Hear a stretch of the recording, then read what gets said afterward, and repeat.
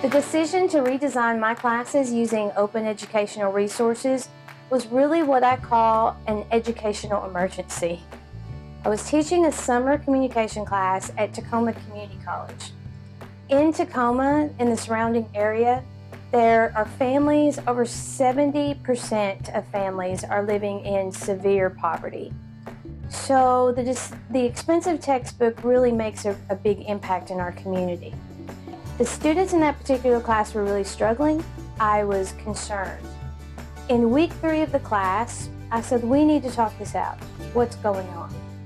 3 students in the class had the textbook. The rest of the students shared with me there was no way they were going to be able to go purchase the textbook. Luckily, my school had made an investment in an open education director who I was able to go to and say, please help. This is not going to be about a departmental adoption decision. I need to give these students resources to help them reach these learning objectives.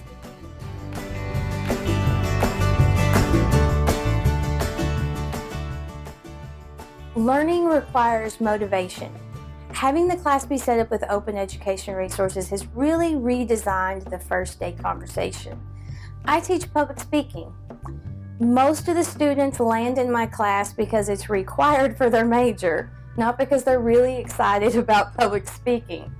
By starting the class with a conversation, explaining the resources we're going to be using are not going to be an expensive resource, talking about what the OER movement is, the quality of the resources, getting the students involved in selecting resources, they see right away that I am committed to their success, that I care, and I want to help them get through this process in a way that's going to be better for everybody.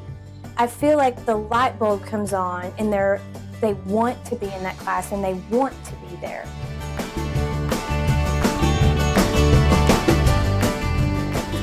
Involving the students in looking at the resources really deepens their critical thinking skills.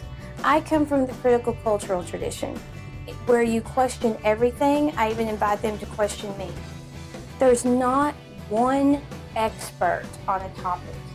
The students really prefer to have chapters from multiple authors and multiple voices. And if the students don't like a particular resource we're using, I invite them to find another source. So what happens, I have a student that I had a year ago in class who is still thinking about these learning objectives we're studying and sending me resources that she thinks will help the class. The students become more involved and they're thinking about what we're studying on a deeper level than if it was just, this is the book you're supposed to learn.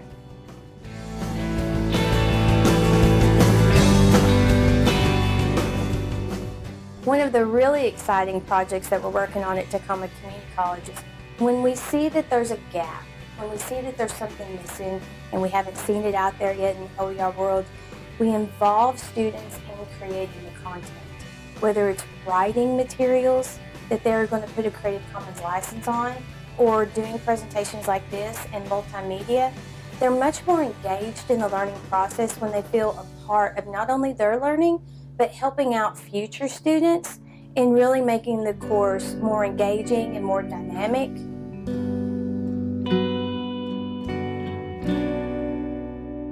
I think it's really interesting to read material from different perspectives other than just one textbook. I actually wasn't able to afford going to school a couple months ago because of the book costs were just too much for me.